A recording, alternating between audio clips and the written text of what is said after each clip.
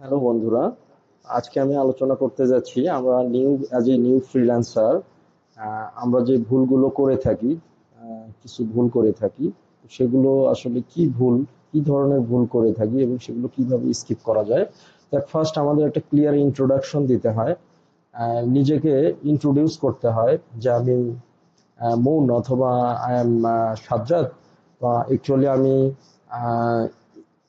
SEO offer করি বা web design offer করি, বা এটা আমার প্রোফাইল, আমি web and plug in development, WordPress, SEO, social media marketing বা এই ধরনের মাল্টিপল সার্ভিস অফার করে থাকি।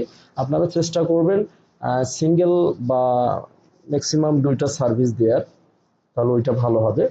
এবং এর আগে ওই রিলেটেড কাজ কোনো কোম্পানিতে করেছেন কিনা, এইভাবে পোর্টফোলিও আছে কিনা, বা দেখা যাচ্ছে আপওয়ার্কে ওই ধরনের কাজ করেছেন কিনা, এই জিনিসগুলো ওই ইন্ট্রোডাকশনের মধ্যে আপনারা তুলে ধরতে পারবেন। আচ্ছা, এনিওয়ে, তো ফার্স্ট যে মিস্টেকটা আমরা করে থাকি সেটা হলো আন্ডার প্রাইসিং সার্ভিস। সাপোজ আমি একটা প্রজেক্ট কমপ্লিট করেছি, সেটা হলো checking A web developer for financial info website.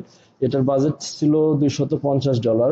তো এইটা যদি আমি সিম্পলি $50 প্রাইসিং করতাম তাহলে ক্লায়েন্ট আমাকে কাজটা দিত না। সে ভাবতো যে আমি লো কোয়ালিটির একজন ফ্রিল্যান্সার, যেহেতু অনেক কম বলতেছি বাজেট, সেহেতু এর কাজের কোয়ালিটি অনেক খারাপ হবে। এই জন্য মোটামুটি কম্পিটিটিভ যে রেটটা এটা বলতে হবে।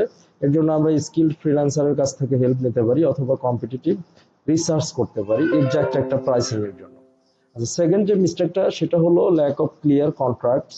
অর্থাৎ আমার একটা কন্ট্রাক্টে কি কি থাকবে, আমি কি কি অফার করব, কি কি স্কোপ আউটলাইন করব, ডেডলাইনটা কেমন হবে, ওই কাজগুলোর জন্য পেমেন্ট কেমন হবে, এবং আদার যে ডিলগুলো আসলে আমি আরো কোনো কাজ করব কিনা, এই জিনিসগুলো আমরা ক্লায়েন্টের সঙ্গে ডিপলি আলোচনা করব।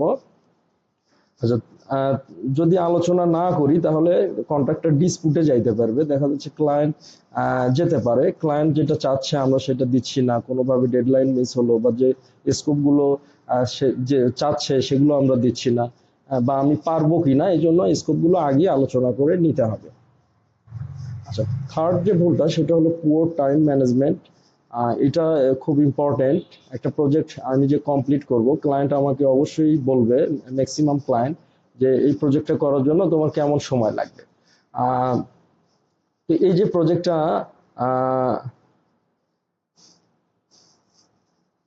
আমি একটা প্রজেক্ট করেছি, সাপোজ এটা হচ্ছে মার্চের 3 তারিখে শুরু হয়েছে এবং এপ্রিলের 22 তারিখে শেষ হয়েছে।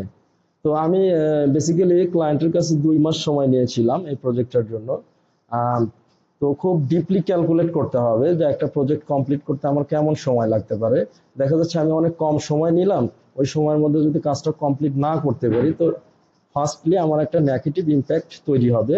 হ্যাঁ, তো এটা যেন না হয়, পারলে 2-1 দিন বেশি নেওয়া যাইতে পারে যাতে ওই সময়ের আগেই আমরা প্রজেক্টটা কমপ্লিট করতে পারি।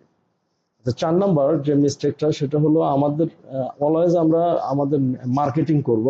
যেমন আমি এখন এসইও করছি, তো এসইওর পাশাপাশি আমি রিসেন্টলি ওয়েব ডিজাইন শিখেছি।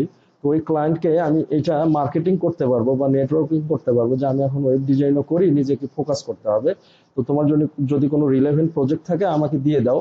অথবা বিভিন্ন জায়গায় দেখা যাচ্ছে মার্কেটিং করা যাইতে পারে, ফেসবুক, হ্যাঁ, ক্লায়েন্ট ধরার জন্য, বা হোয়াটসঅ্যাপ, বা বিভিন্ন ফ্রিল্যান্সিং মার্কেট প্লেস। নিয়মিত আমাদের জবের সন্ধান করতে হবে সেখানে, বা যে ওল্ড ক্লায়েন্ট গুলো তাদের সঙ্গে অনেক স্মার্টলি যোগাযোগ করতে হবে নতুন কোনো অপরচুনিটির জন্য। 5 নম্বর যে ভুলটা সেটা হলো আমরা উল্টাপাল্টা কমিউনিকেশন করি ক্লায়েন্টদের সঙ্গে। আমি সাপোজ 5টা ক্লায়েন্ট আছে, আমি ওদেরকে র্যান্ডমলি মেসেজিং করছি, তো ক্লায়েন্ট অনেক সময় বিরক্ত হয়ে আমাকে ব্লক করতে পারে। স্মার্ট ওয়েতে বিভিন্ন দিবস, যেমন তাদের যে ক্রিস্টমাস বা দেখা যাচ্ছে ফাদার ডে, মাদার ডে, এই দিবস উপলক্ষে আমরা স্মার্টলি তাদের সঙ্গে কমিউনিকেট করতে পারি। হ্যাঁ, এবং দেখা যাচ্ছে ওই কমিউনিকেশনের সঙ্গে আমরা স্মার্টলি তাদের কাছে কাজ চাইতে পারি। হ্যাঁ, এবং কমিউনিকেশনটা হবে ক্লিন এবং ক্লিয়ার।